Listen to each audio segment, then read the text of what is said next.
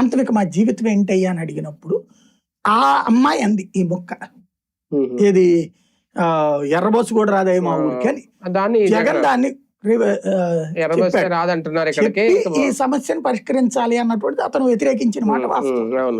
తర్వాత జగన్ అధికారంలోకి వచ్చాక మొదటి 2 ఏళ్ళు కూడా అక్కడ దాన్ని ఏమంటారు కరోనా వచ్చా ఆ గొడవలో ఉండే ఎలక్షన్. తర్వాత 2 ఏళ్ళు 2022 ఎండింగ్ దాకా అతను ఏం చేయలేకపోయాడు. చేయడానికి ఏం లేదు సమస్య.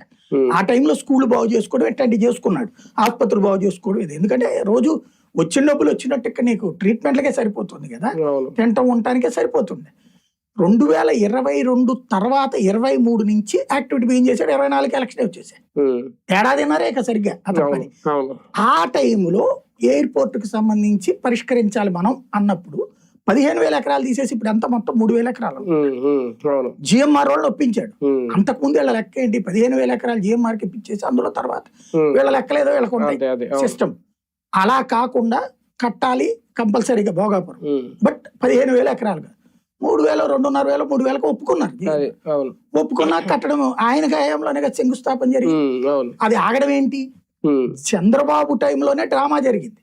2019 ఎలక్షన్స్ ఇంకొక 2 నెలలు ఉన్నాయనగా ఫిబ్రవరిలో శంకుస్థాపన జరిగింది.